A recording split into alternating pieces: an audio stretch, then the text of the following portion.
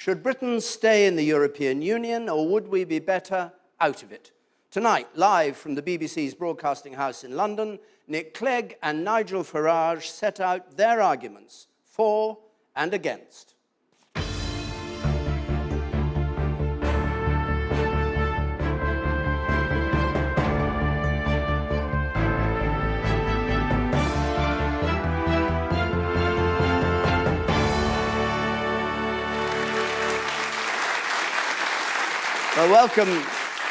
Well, thank you. Welcome to the BBC's Radio Theatre for tonight's live debate on Britain's membership of the European Union between the Deputy Prime Minister and leader of the Liberal Democrats, Nick Clegg, and Nigel Farage, leader of the UK Independence Party. Now, the rules for this debate are fairly simple. Each will make a one-minute opening statement, and they have 1 minute to start off the debate on every topic we cover.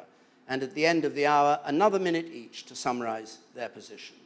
Questions are going to come from our audience here, who've been chosen to represent both sides of the case, and undecideds as well, or from emails. And neither side, of course, has seen the questions in advance. Now, if you want to join the debate, use the hashtag #EuropeDebate, that's one word, or go to the BBC's webpage, where you can also find scrutiny of the arguments being put forward. bbc.co.uk/politics is the site you need. Nigel Farage and Nick Clegg drew straws to decide who should start, and Nigel Farage drew the short or the long straw, depending on his view. I don't know which, but anyway, he's going to start. Mr. Farage. Thank you. It's 40 years since the BBC debated this great question. The one thing that has remained the same, of course, is David Dimbleby. Well, almost. But apart from that, everything's changed, because in those days we were asked to stay part of a common market. It was all about trade, if you remember. Well, it wasn't true. And we find ourselves today part of a political union. We find most of our laws being made somewhere else. We find it's all rather expensive. And we have open-door immigration. Indeed, if you put to a referendum today, would we join that union? Overwhelmingly, we would say no. And there's now a clear, settled majority opinion in this country which says, look, we're not anti-European. We want to trade with Europe, cooperate with Europe, and get on well with our next-door neighbours. But we don't want a part of political union. There's an obstacle, though, and the obstacle is here tonight in the form of Nick Clegg. It's the career political class and their friends in big business. They want us to keep this status quo, and I want Britain to get up off its knees. Let's govern ourselves again, stand tall, and trade with the world.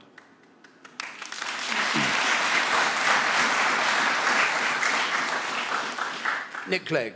Tonight I'm going to ask you to remember just one thing.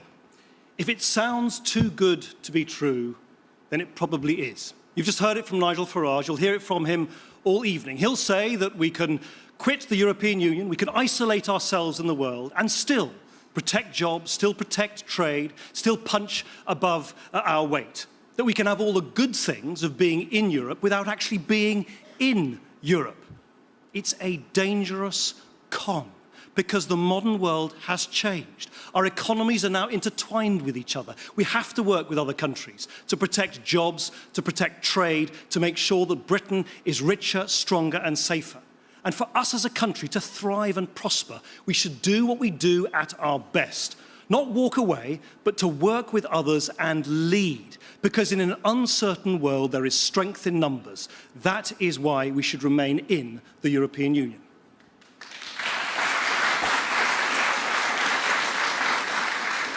Right, let's go to our first question, which comes from Hannah Lippett. For many, staying or leaving the EU is a question of personal principle. What principles do you both base your viewpoints on? What principles do you base your viewpoints on, Nick Clegg? What's best for Britain, quite simply. And I just think in this modern world, where there are so many things that we can't do on our own. You can't deal with climate change on your own. You can't go after criminals who cross borders on your own. You can't deal with terrorism on your own. We have to compete to make sure that people invest in our country to create jobs.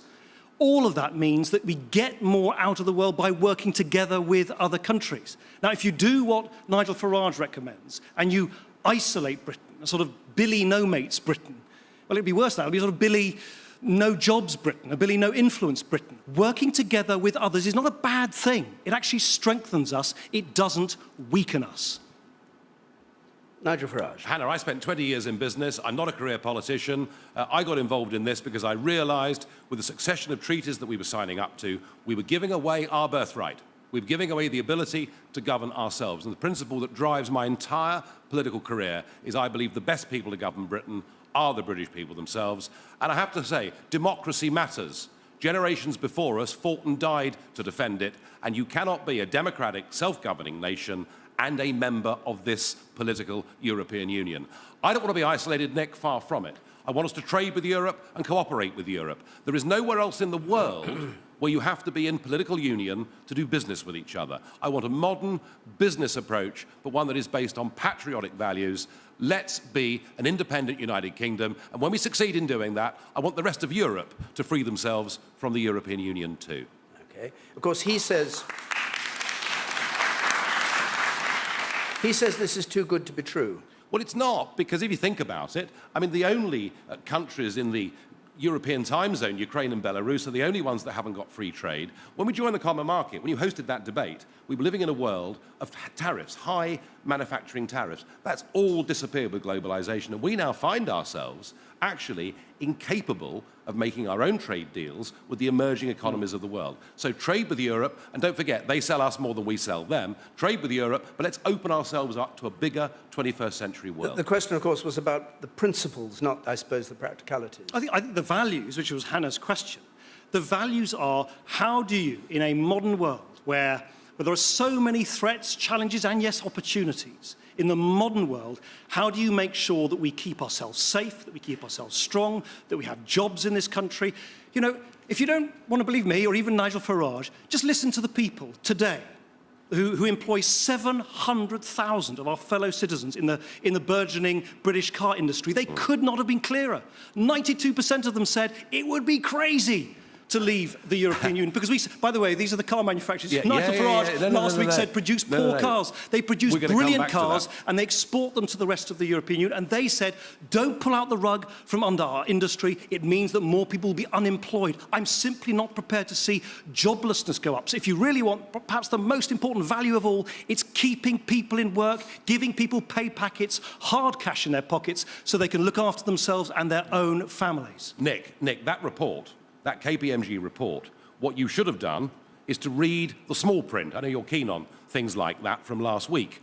And what the small print said was that actually 62% of the people that were surveyed in that British car manufacturer interview, they want serious reform within the European Union if they're going to stay as members. So far from the top line being true, 2/3 of them are saying, unless we get reform, then the time has come to leave. How do you reform something if you just simply walk away from it? Well, this is the problem.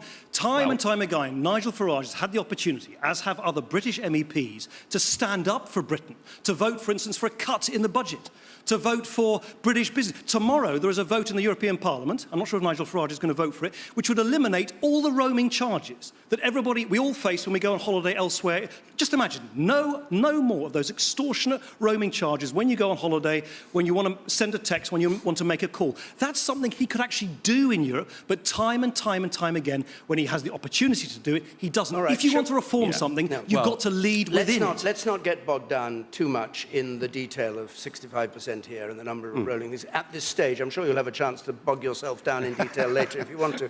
But I want to take this question from Charles Hudson, please. How can Britain face up to international challenges like Russian intervention in Crimea without the political weight which comes from being part of the European Union? So political weight coming from the European Union. Nigel Farage. By not becoming a political union with an expansionist foreign policy, with an aim to militarise as quickly as they can. Indeed, Baroness Cathy Ashton, the British Commissioner, is pushing very hard for a European Air Force and for a series of drones. And if you actually look at what's happened with the Ukraine, we've had a message that's been sent out now for 10 years, and this is not just the EU. Indeed, David Cameron, Nick Clegg, and I'm afraid Ed Miliband too, have all been saying to the Ukraine, look, why don't you come and join the European Union? While you're at it, why don't you join NATO too? And this is something that has been seen by Putin to be a deeply provocative act. We have given false hope to those Western Ukrainians, and did you see them with their EU flags and their banners? They actually toppled a democratically elected leader. Yes, I know Ukraine's corrupt, I know he wasn't perfect, but they toppled a leader. And I do not want to be part of an emerging expansionist EU foreign policy. I think it'll be a danger to peace. Nick Clegg. Well, I have to say, listening to that, it seems to me if I'm the leader of the party of in, Nigel Farage is the leader of Putin. And it's just extraordinary that his loathing of the European Union is so all-consuming that he is now seeking to justify and defend the actions of a man, Vladimir Putin, who, Ukraine is one thing. Look what's happening in Syria. He is the only man on the planet who, with one telephone call to President Assad, the most brutal dictator in the world, could actually help bring the participants to that awful, awful conflict to the negotiating table. There are 200 people dying in Syria, being mowed down in Syria, being killed in Syria every single day, and Nigel Farage says he admires the way that Vladimir Putin has played, as if it's a game, the terrible humanitarian catastrophe in Syria. He admires how Vladimir Putin has behaved there. That is why I think Nigel Farage's position is absolutely indefensible. Well, Nick, you, as Deputy Prime Minister, were happy to go and bomb Libya. You did that, and 3.5 years on, the situation in Libya is worse than it was. You were absolutely hell-bent on getting involved militarily in the war in Syria. And I, personally, am delighted we didn't go to war in Syria, and we're not going to get involved, I hope, in military conflict in the Ukraine. The British people have had enough of endless foreign military interventions. The situation in the Ukraine, in Syria, in Libya, these aren't simple black and white issues. And just to assume that if you support the rebels, you're supporting the good guys, frankly, flies in the face of history, and we should not be intervening. And I don't admire Putin. What I said was he'd outwitted and outclassed you all over Syria. I also said I didn't like him as a human being, and I wouldn't want to live in Russia. Let's not meddle. Let's not meddle. Hang on, just before you go on, you did actually say you admired him. As an operator, the not as a human question was, being. which current world leader do you most admire? As an operator, I would say Putin. Yes, and I then went on to say, David, that as a human being, and with what he was doing imprisoning journalists, I did not support the man. Can you just address Nick Clegg's point about Putin could have made one telephone call to Assad and that would have stopped? Well, I think if Putin had not pointed out that the use of sarin gas had not necessarily come from the Assad regime, if he hadn't done that, I suspect the backbench rebels would not have defeated you, Nick, in stopping us from going. So you wanted us to go to war again. I'm pleased that your backbenchers voted against you, and Putin, I don't like the man, but he contributed to that debate. Nick Clegg, your turn. Listen, President Assad denied that chemical weapons existed.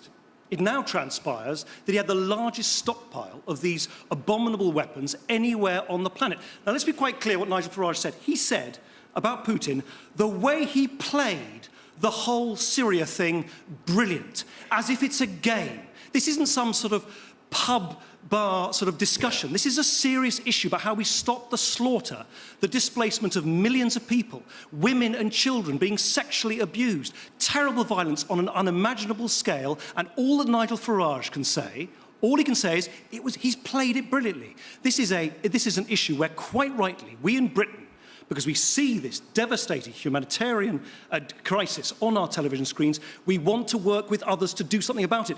Nigel Farage doesn't want to work with the Americans, he doesn't want to work with the rest of Europe, he only wants to side with Vladimir Putin, who's the only man, as I say, with one telephone call, who could bring this bloody conflict to an end. So, Nick Clegg, Nick Clegg, can you come back to the question that Charles Hudson asked then?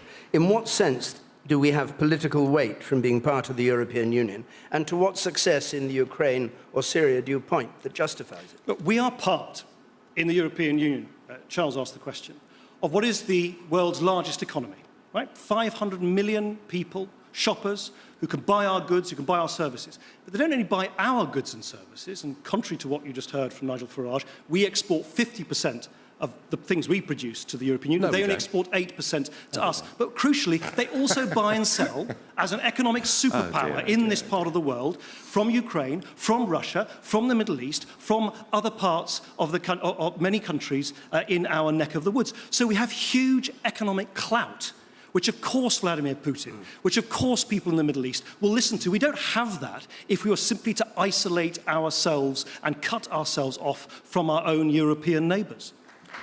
Look, I think you misunderstand. The whole point of this debate is 40 years on. 40 years ago, it was a common market. Now it's a European Union that wants an air force, an army, a navy, and wants to militarily intervene. Indeed, one of your own senior MEPs wanted missile strikes to be launched against Syria until, you were beaten in the House of Commons. This country, Nick, has had enough of getting involved in endless foreign wars. But these are dangerous. Whether it's you doing it or anybody else doing it, and there is no evidence. Hang on. There is no evidence that our military intervention in these countries is making life better. As I say, with you as Deputy Prime Minister, that's not the question. With you as Deputy Prime Minister, we bombed Libya, and it's worse now than it was then. And the answer to Charles's question is, I don't want to be part of a European foreign policy. The problem... But this is a dangerous fantasy. The idea that there's going to be a European Air Force, a European army, it is simply not true. The problem with people like Nigel Farage is they swing at windmills. They see conspiracies everywhere. I wouldn't be surprised if Nigel Farage soon tells us that the moon landing was a fake, that Barack Obama isn't American, that Elvis isn't dead. It is not going to happen. Why do you deny your union? He claimed last week that 485 million people were going to vacate the whole of the rest of the European continent and turn up in Britain, leaving no human habitation left in the rest of Europe. It's as silly as me saying that 5 million people living in Scotland might all move to Orpington next Tuesday. Right. It isn't going to happen. Nigel Farage. Nick, when are you going to start confronting a few simple truths and stop twisting the facts the way you did last week and you're doing this week? You're doing it again. You're saying that I said 485 million people would come to Britain. I didn't. I said they were able to. You came up with the most twisted trade figure I've ever heard. And last week you even said, you tried to tell the British people that only 7% of our national laws emanate in the European Union. That is true. I thought you believed in the European project. You and I both know that the whole point of the Constitution, which you supported, was to make the European Union an economic and a military superpower. No. And now you deny the fact they're trying to build a European Air Force. It is a dangerous fantasy. It's about... Well, you keep using this word fantasy. Well, it is a fantasy. Why are you just denying? not true. I thought you were here to defend the European Union. No, they want an army, navy and air force. I also want to explain the truth and the reality, well, it's rather not than true, this fantasy world which you keep talking about, which simply doesn't exist. It's saying that, I only said 485 people are entitled to move here. It's like me saying, well, 5 million Scottish people are entitled to move to Orpington. It's not going to happen. OK, we've got to move on. Can I just ask you one point, something you said a moment ago? I just want to clarify what you said, if that's the right way to put it. You said that a Democrat in Ukraine was overthrown, suggesting that you weren't on the side of the demonstrations against Yanukovych. What was your view about the shooting by snipers of the demonstrators? Look, I don't want to... David, my whole point is that the situation in these countries is deeply complex. There is no evidence that our intervening will make them better. I don't want us to get involved. It's not our business. We can't make it better. That's the point I'm trying to make. Now, let's go on. We'll move on, I think, next to immigration, which is a key part, of course, of EU membership, the free movement of people, which means citizens of member states are free, as they were talking about a moment ago, to live and work in other EU countries. Kerry Francis has our first question on this subject. Kerry Francis, please. Although I believe immigration is essential to all European countries' economies, I do think it needs to be controlled, and I'm concerned the UK's infrastructure can't cope with the current high levels. How would you address that? Concerned that the UK's infrastructure can't cope with present levels. Nick Clegg. I think you're right, Kerry, to make sure, to highlight that we need to make sure that as people move into this country, and indeed as they move out, about 1.5 million people from elsewhere in the European Union have come to our country since 2004. About half of those have gone back home. There are about 1.5 million Brits elsewhere in the European Union. So there are people moving in and out. You need to make sure, as you say, that the checks we've got in place, the infrastructure we've got in place, the support for our public services is in place. That's one of the reasons, for instance, that we're changing and have changed dramatically in this coalition government the benefit rules. So people can't just turn up and claim benefits, no questions asked, no strings attached on the first day that they arrive. It's why I think we should reinstate the exit checks that were taken away by previous governments so we can count people out just as well as counting people in.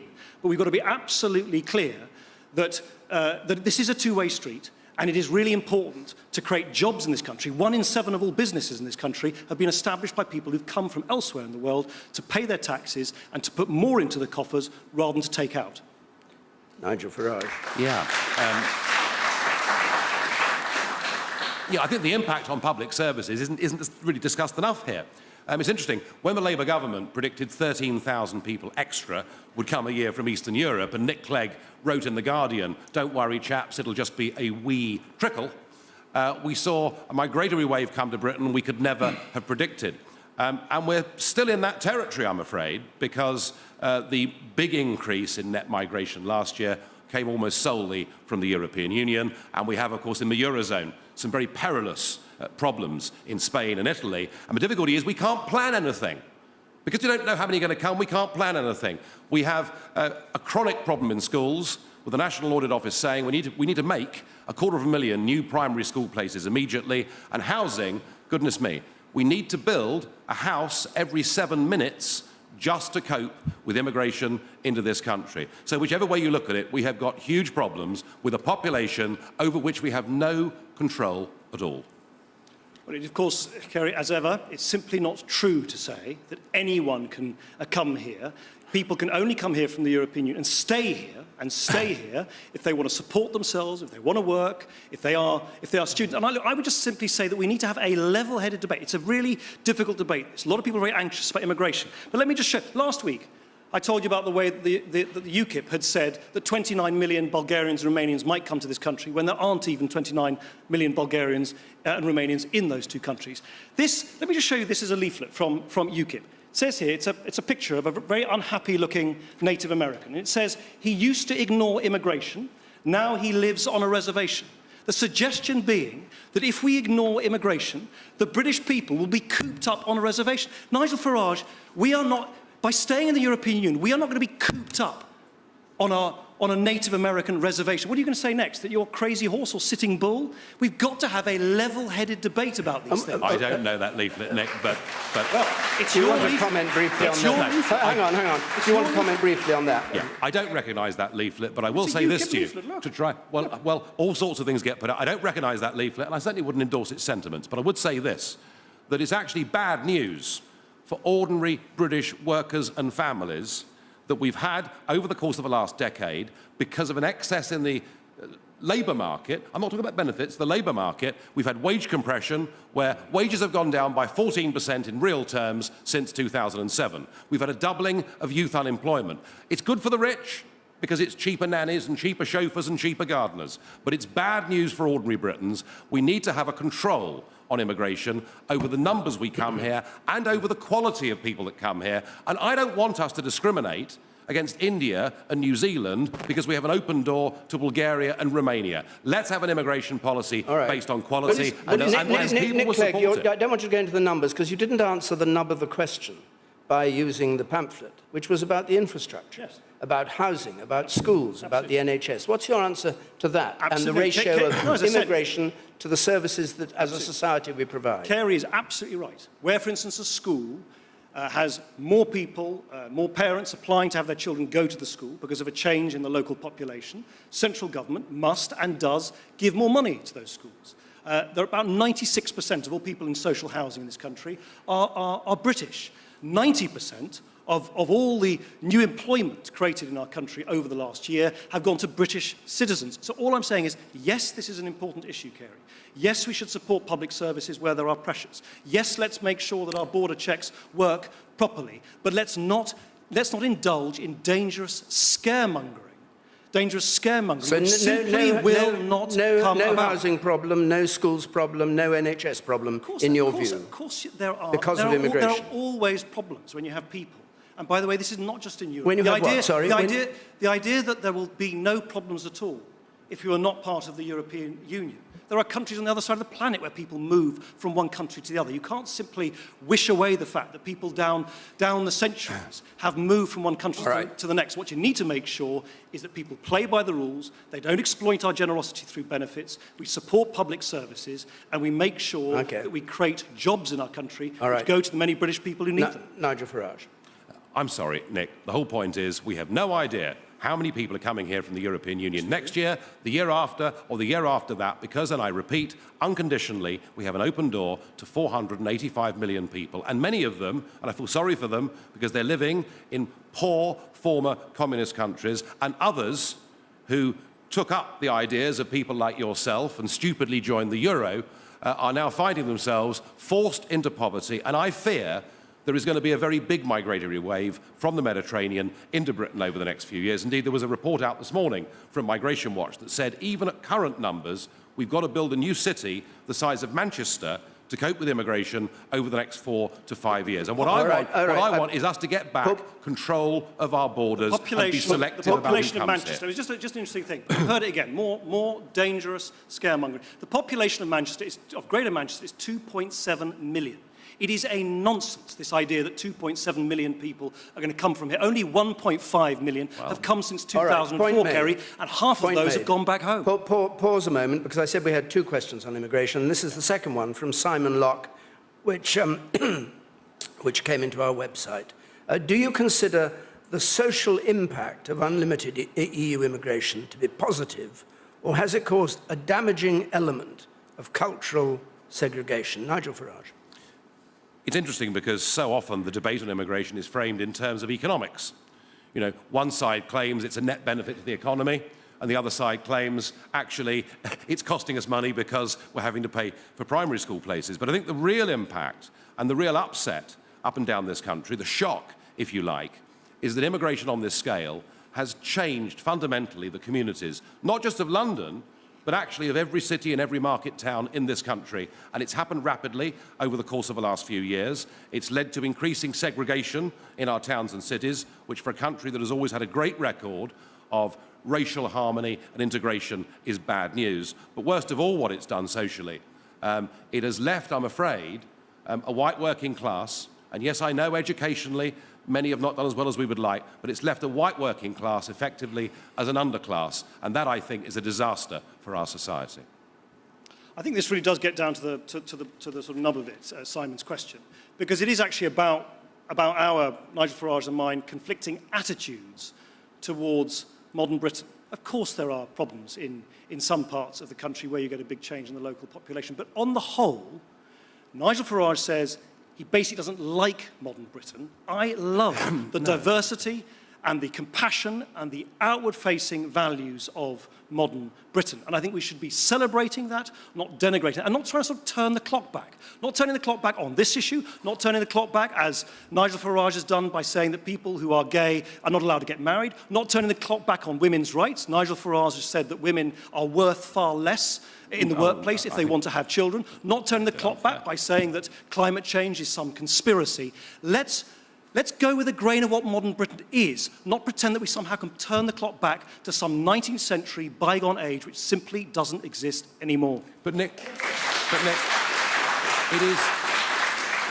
it is the duty of government to make sure that its own citizens have got the best chance for advancement that is possible. I mentioned the white working class. I could, of course, in London, have mentioned the Afro-Caribbean community, 50% of whose youngsters are currently unemployed.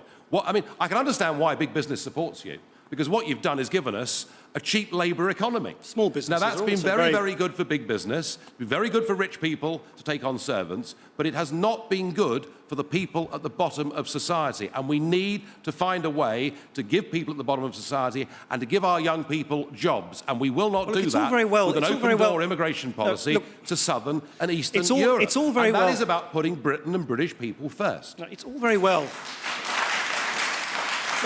It's all very well for Nigel Farage to sort of pontificate from the sidelines of his taxpayer-funded job in Brussels. This government has had to sort out the biggest mess in our economy in a generation. We've created 1.6 million jobs. 90% of new employment over the last year has gone to British people. We're giving people huge tax cuts by raising the point at which you start paying income tax. We've expanded apprenticeships for young British people who need to get into work on a scale never seen before. That's the kind of that's real solutions for the world in the way that it is, not fantasy solutions for a world that doesn't exist anymore. What about the argument that the white working class has been left behind, which Nigel Farage made? I think you always have a problem in a fast-moving world, in an economy which changes. You particularly have a problem where people's skills are no longer needed because technology moves far, because investors need new things. That's why what we need to do is expand apprenticeships, expand training, make sure that people who do come here, for instance, speak the language. I agree, we must make sure How are you going to do that? that would be against European Union rules. You can't do that. You haven't got this power. Yes, you haven't got this control. Yes, we do. I would be all for, Nick, Yes, we an do. immigration policy based on people speaking English, having skills, and being law-abiding citizens. We do not have that Yes, we power do. as members of the European Union, Yes. and that's the truth of it. Well, Right. Nigel, are you done on that? 'Cause we'll move on if you are. 'Cause, yeah? Yeah. Just a word, 'cause we're sort of halfway through. You can join in this debate by tweeting your thoughts using the hashtag #EuropeDebate, one word, or go to the BBC's live webpage at bbc.co.uk/politics. Right, now, we come to one of the biggest issues, perhaps, of the European Union, with which we've touched on it, but it's about the economy and the effect on the economy. And Jeremy Nicholson is here with a question on that. Jeremy Nicholson. I work for manufacturing industries who want to remain as part of a single European market, but their competitiveness is being undermined by costly environment, climate, energy and social regulations. Can the EU reform itself in these areas without Britain threatening to withdraw?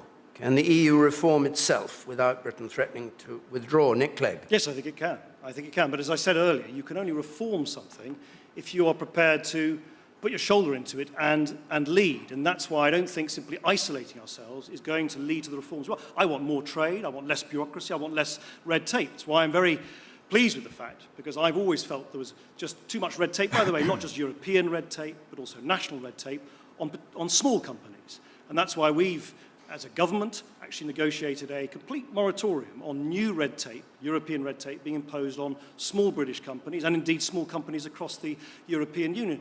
We need to go further. It's why I want to see us complete these big trade talks with America, for instance, which would be worth over £400 to every single individual in this country. It would be worth billions of pounds for the European Union as a whole and for British business. But you only measure up, you only have the clout to negotiate on an equal footing with a big economic superpower like the United States if you're prepared to be part of an economic superpower on this side of the Atlantic. Simply hovering somewhere in the middle, in the mid-Atlantic, neither one side or the other is going to help British business in the end. The answer is no. I see no prospect of the European Union changing its environmental policies. The belief in Brussels that global warming is happening is absolute. Now, whether they're right or not is actually irrelevant, because what Europe has done is declared unilateralism. We will unilaterally make sure that every consumer has expensive electricity, and we'll make it as difficult as possible for our manufacturing industries to survive. Think about this country. You know, we are responsible for something under 2% of the world's global CO2 emissions. And right at the very moment when the Chinese and the Indians have gone for coal on a scale we can't fathom and are building 4 new coal-fired power stations every week, and the Americans have gone for shale gas, meaning that their gas and electricity prices are less than half they are in this country, we've gone for wind energy and expensive costs for industry, and we're losing our manufacturing base for this simple reason. 40% of the cost of an average factory is its energy prices, and there is no way we can combat global CO2 emissions without the Indians and Chinese and the Americans working with us. This act of unilateralism is damaging British industry. The real problem about the way in which energy is priced and imported into Europe is actually our over-reliance on oil and gas from Nigel Farage's friend Vladimir Putin. That's the problem, is that there are too many European countries who are only importing oil and gas from Russia. That means we basically have our energy policy set by other people. It means there's great volatility in the prices. That's why I think we need to have actually closer cooperation between European countries. The National Grid in this country, for instance, has estimated that if we build new interconnectors between ourselves and our European neighbours, we could reduce the cost of energy in this country by 13%. No. That is a major saving. This idea that we can be completely isolated on the one hand and then have Europe over-dependent on Russian oil and gas is somehow a solution to our long-term needs. Never mind the need to deal with climate change, is a complete and dangerous fantasy. It's interesting, Nick, you didn't tackle wind energy, did you? Wind energy, renewable energies. I noticed that many of our leading politicians have family members who are or have been associated with the wind energy industry. It's very, very good for rich people. Very good indeed. If you're a landowner and you get £1,000 a day for just putting wind turbines on your land, isn't that great? And the fact is we've committed ourselves to something that has made the rich richer, the poor poorer, has not actually helped the environment at all, and is putting British industry, aluminium smelting, steel making, cement making, it's leaving our shores and going to other parts of the world that don't abide with these rules, Nigel, and it's bad for Britain. What steps would you take about climate change if you were outside the EU? What would you like to see happen in Britain? Well, I think that in terms of energy production, clearly nuclear energy is the carbon-free way of providing electricity. But it takes a long time to get nuclear going. And I want cheap energy, Nick. And I'll tell you what, in the northwest of England, we are sitting on a shale gas field that is absolutely huge. If we do what the Americans have done, we can bring down the price of energy by nearly 50%. And I would say, let's not look a gift horse in the mouth. Scrap wind energy, scrap the subsidies, scrap the money for the rich landowners. Let's get fracking in the short term, and let's make sure we can give industry and ordinary people value for money. Okay. Nick, I'm going to move on because I'm trying to keep an even balance between the two of you, and you slightly have the edge in, I was going to say verbosity, I don't mean that. I mean you've spoken a bit more than Mr. Farage has so far. So let's go to this question from Natalie Towers, please.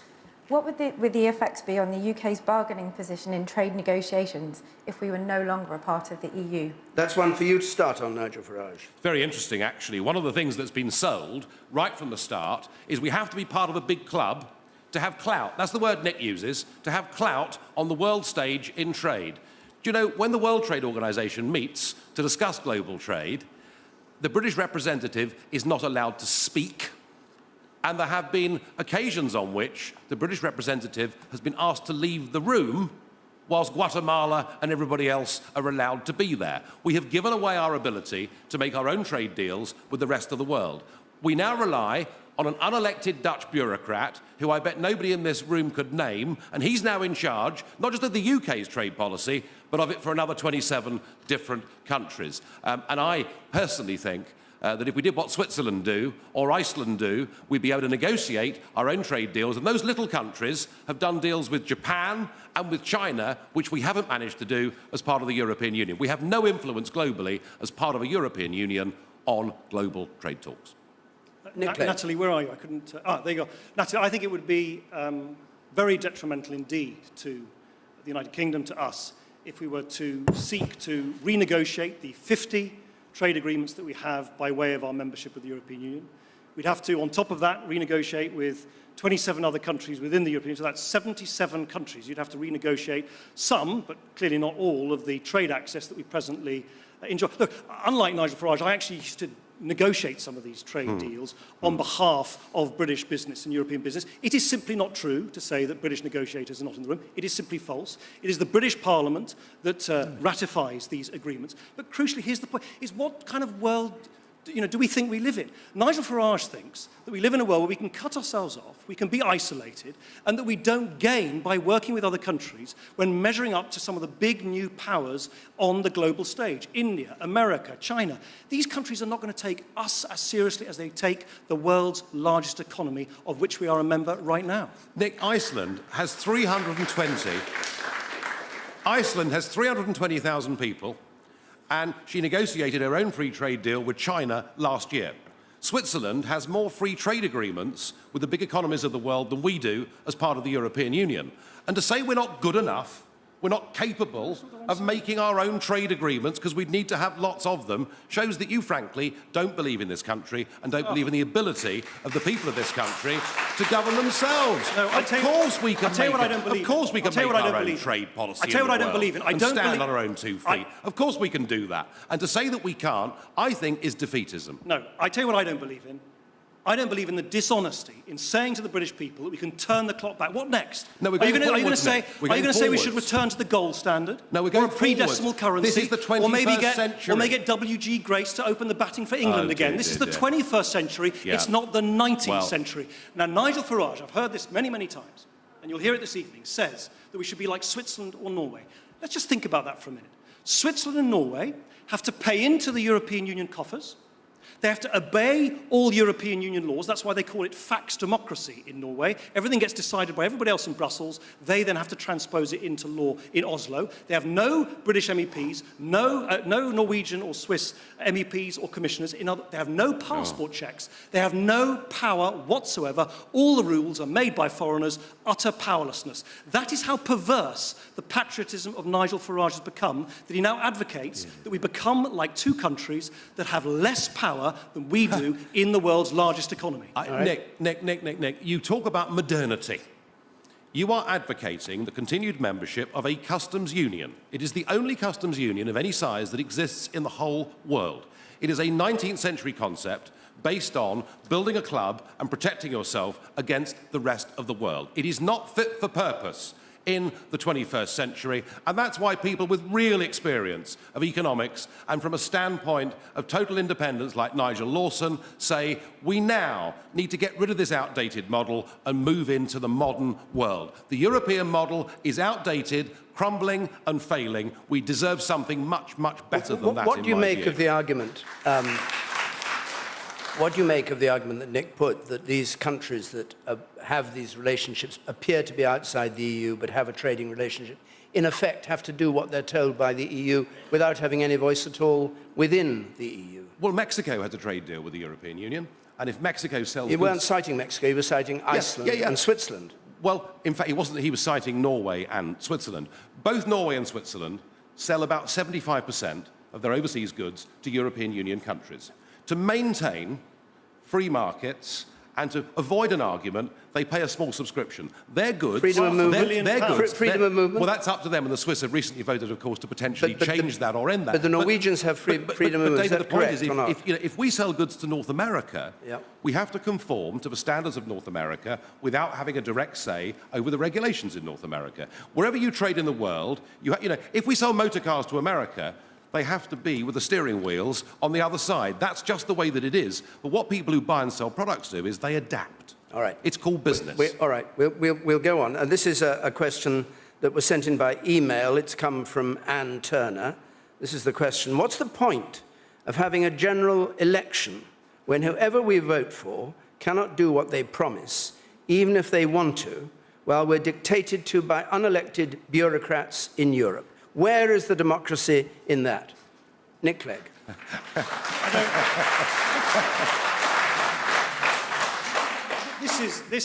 Anne, quite rightly, sort of lifts the lid on a really important issue. Nigel Farage says we must take power back. I say, by being isolated, by cutting ourselves off, by making us less powerful, we will have less influence over the world in which we inhabit. The reality is, we can't change it, that we live in a world in which climate change crosses borders, which criminals cross borders, in which terrorism crosses borders, in which there are challenges and opportunities which we deal with better together than if we are apart. It's actually, fun enough, if in a slightly different context, an argument we're now having about whether Scotland should remain part of the family of nations in the United Kingdom. I believe that it would be better for Scotland to be part of the family of nations of the United Kingdom, not because it will rob Scotland of the identity of Scottish nationhood, but because there's so much we can do together that we can't do Okay, we mustn't turn exactly the same lesson applies. I don't want to turn this into a debate on the Scottish referendum. Let's leave that to one side. Nick Farage. No, it's Nigel, honestly. Nigel, sorry. I know you're trying not to agree with either Nick, but... I tried to disagree with both of you. Anne, great question. You know, Canada lives next door to America, Japan lives next door to China. They do massive amounts of business with each other, but they have their own democracies and their own rights of self-government. General elections have been rendered, frankly, fairly impotent affairs because we've given away the control of most of our country. I was astonished last week in the first of these debates when Nick Clegg claimed that only 7% of our laws are made in Brussels. He said it was there in the House of Commons library note and therefore was unequivocal. Well, I've got the note with me, Nick, and on page 1 it says the British government estimates that around 50% of UK legislation comes from Brussels. There are other estimates. There are other estimates coming direct from the European Commission that over 70% of our laws are made in Brussels. And in Germany, they reckon 84% of their national laws are made somewhere else. It's time we said, let's run our own democracies in France, Britain and Germany, work and trade together in a European club, but not in a political union. Bring back democracy. Are you, when you say 70% or whatever, you're talking about regulations or laws? You're talking about major things or the details? Well, what's interesting... Maybe I can help. Yeah. What is interesting is the House of Commons Library doesn't include include EU regulations. That's the point. Okay. It actually says three things, rather. Firstly, 7%, no, not 75%, which was the figure cooked up fictitiously by Nigel Farage last week, 7% of primary legislation is derived from the European Union. 14% are what they call statutory instruments. Those are also laws, but they're done through secondary legislation. And then they say it's difficult to estimate exactly how many non-legislative regulations are produced. But then no one says that this fictional figure of 75% has any bearing in reality at all. So all I would say is let's have this debate not based on scaremongering, not on some sort of dangerous fantasy or con, but actually on some of the realities that we have to face as a modern country. So are there no unelected bureaucrats in Europe? There are. Is there a democratic deficit? The total size of the European bureaucracy, this monstrous superstate that Nigel Farage talks about, is about exactly the same size as the number of people employed by Derbyshire County Council, some superstate. But surely it's what they do that matters, not the numbers. They're not. No, but look, I've heard all evening. We've all heard all evening. We've heard all evening. Apparently, the European Union is going to have its own army. It's going to have its own air force. It's this huge superstate that is trampling on our liberties. In fact, the reality is 7% of our primary law derives from the European Union. The reality is the bureaucracy is no bigger than the people employed by Derbyshire County Council. I'm sorry. I said yes to these debates. I thought you would honestly make the pro-EU case. By saying 7% of our laws are made in Brussels, you are willfully lying to the British people about the extent to which we have given away control of our country and our democracy. And I'm really shocked and surprised that you would try and do that. Well, I don't think in a debate like this, Nigel Farage, you should start making things up to make a point. Well, you've done rather well at it so far, Nick, haven't you? So there we are. As I say, the House of Commons Library says 7% of our primary there it is. laws are made. All right, let's not go into this. All right, you have different interpretations. What are we gonna do? I'm sure our fact finders at the BBC website will be able to say whose side they're on this. We go on to another question, though. This from Sheila Campbell, please. Sheila Campbell. If the British public are deemed intelligent enough to vote for their own MPs, then surely they are intelligent enough to decide whether to be part of the EU or not. The last referendum was 40 years ago and was on the question of trade, not on the federalisation of Europe. Nigel Farage. I couldn't agree more. Do you know what really matters about this debate? And it's great that we're actually at last, after 40 years, debating the issue. But what really matters at the end of the day isn't what I think, or what Nick thinks, what the chairman thinks, or you think. It's what the British public think, and they should be given a free and fair referendum and the opportunity to express that. But the problem is that, you know, the elite club of career politicians and big businesses don't want you to have a say. You know why? Because they think you might give the wrong answer. They think you might say, no, we'd rather govern our own country. And the sheer duplicity and deception of the political class on this issue really is a wonder to behold. You know, Nick, you yourself have done it. You know, it's time for a real referendum. That was you back in 2008. And when you were challenged on it last week, you said, read the small print. Well, I have read the small print. And it's totally and absolutely clear that a referendum is vital. And there's no get-out clause at all. And Nick's turned his back on it. David Cameron gave us a cast-iron guarantee of a referendum on the Lisbon Treaty if he became Prime Minister. He turned his back on it too. And Miliband, well, I've no idea, frankly, where he stands. It's about time we had our say. It really is.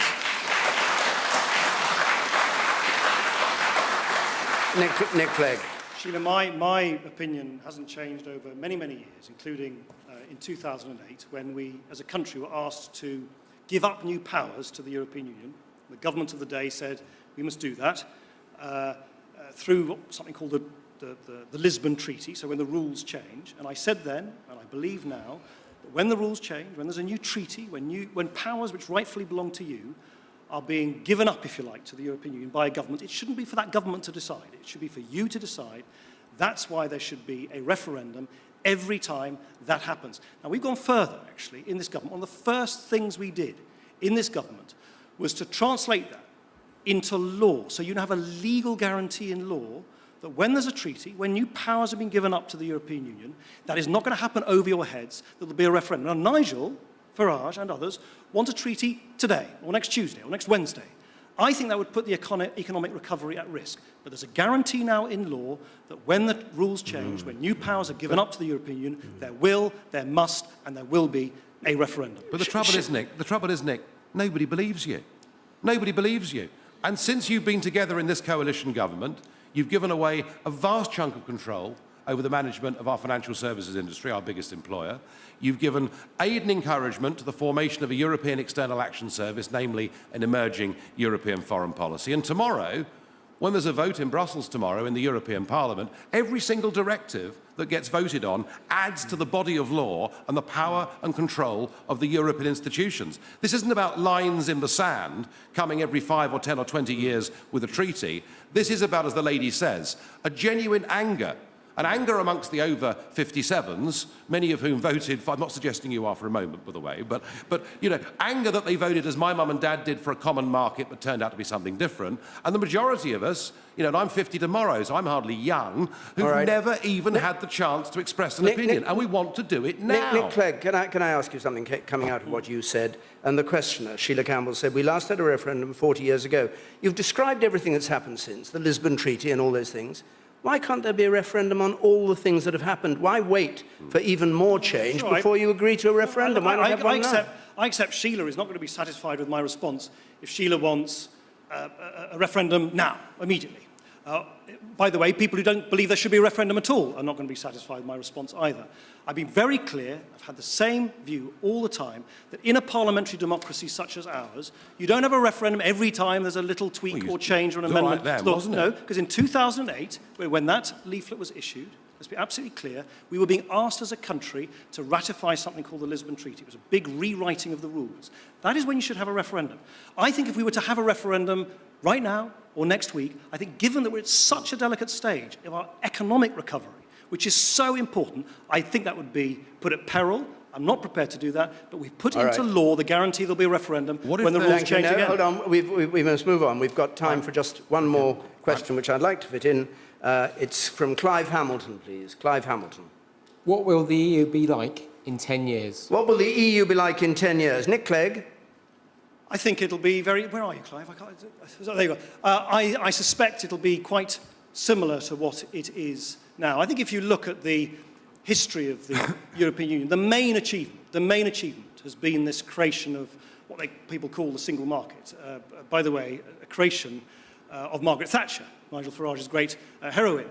It created this huge marketplace of 500 million people who buy our goods, who trade, completely unhindered by endless rules. I think that will remain the absolute heart of the European Union. And the fact that over 3 million, some people estimate over 4 million jobs in our country are linked to our presence in that huge economy, I think that is incredibly important to us. That's why I think at the end of the day, the most important reason for us to remain in the European Union is jobs, jobs, jobs. And I think that'll be the case in 10 years' time, just as it is now.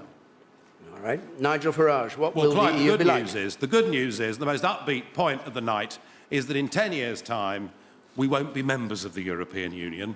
We will have had our referendum. We will have got our democracy back. And I hope, and cross my fingers, particularly for the sake of those people trapped in that idiotic Eurozone down in the Mediterranean, I hope that by Britain's example of breaking free of political union, of showing we can trade and cooperate and be friends with our neighbours without signing away to the European Commission and others our hard-won freedoms and birthright, I hope by example that the rest of Europe will follow us too. We live in a Europe of democratic nation states that trade together. We will not ever go to war together. And that'll be a far better way than, frankly, this trap that so many of those countries stuck in the Eurozone now find themselves in. I want the EU to end, but I want it to end democratically. If it doesn't end democratically, I'm afraid it will end very unpleasantly.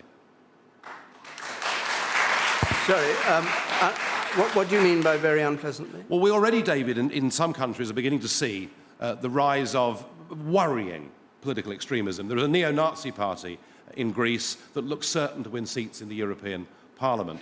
We see in Madrid, we see in Athens, you know, very large protests, tens of thousands of people, a lot of violence. If you take away from people their ability through the ballot box to change their futures, because they've given away control of everything to somebody else, then I'm afraid they tend to resort to unpleasant means, and that's my big worry. Nigel Farage has been a Euro politician, paid for by you in Brussels for 15 years now, and year in, year out, I actually got elected as a Euro MP on the same day as Nigel Farage. I've heard the same thing now for a decade and a half. The world's going to come to an end, the European Union must come to an end, everything's going to fall to bits. It hasn't happened. There are huge difficulties in the Eurozone, but the idea that it is somehow a good thing for Britain or a good thing for Europe to want to see it to fall apart, to perhaps even predict, as Nigel Farage has just done, that they'll do so with violence on the streets across Europe, and at the same time, to side with Vladimir Putin on some of the biggest issues, rather than our own country and the European democracy we work together with. I just think it's a huge difference in priorities. I think we should be making the best of our membership of the European Union, not always seeking to destroy the things we've achieved together with other countries.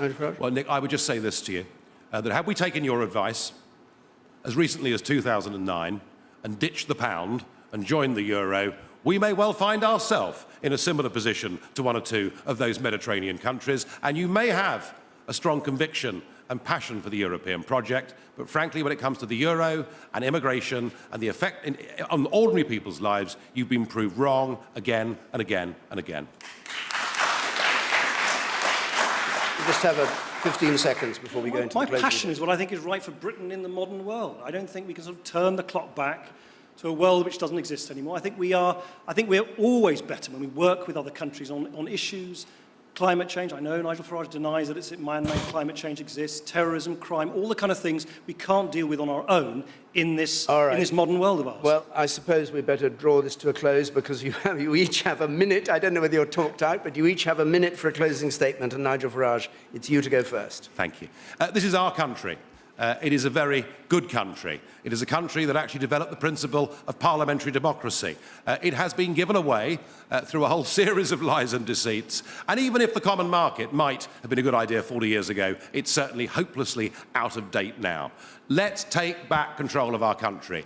Let's control our borders and have a proper immigration policy. Let's stop giving away £55 million a day as a membership fee to a club that we don't need to be a part of. Let's re-embrace the big world, the 21st century global world. Let's strike trade deals with India, New Zealand, all of those emerging, doing superbly parts of the world. Let's free ourselves up, and in doing so, let's give an example to the rest of Europe. I know the people are behind this, and I would urge people, come and join the People's Army. Let's topple the establishment who've led us to this mess.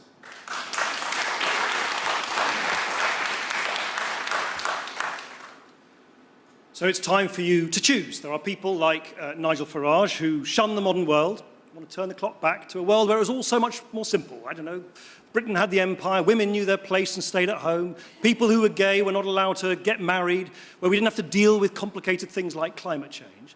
And then there are those of us who believe and love modern Britain as it is today, compassionate, diverse, outward-facing, who understand that there are complexities and challenges in the modern world, but who also understand that by working with other countries, we deal with those challenges and we make Britain richer, stronger, and safer. In short, real remedies for the way that the world is today, not dangerous fantasies about a bygone world that no longer exists. And that is why I'm going to do everything I can to make sure that we remain part of the European Union, because that is how we protect the Britain that we love.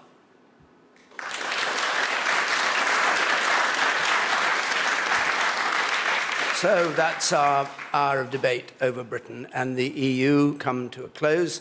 Useful debate, I hope. I don't know whether it made things any clearer or not, but it's very interesting to hear the arguments put this way, for and against. For reaction and analysis, by the way, to what you've been hearing over the past hour, you can tune into the BBC's news channel. But for me, it's my thanks, and I'll get their Christian names right this time, to Nick Clegg and to Nigel Farage, and to the audience for coming here to the BBC's Radio Theatre, and of course to you who've watched it at home. I hope you found it stimulating, enjoyable, and certainly controversial. Good night.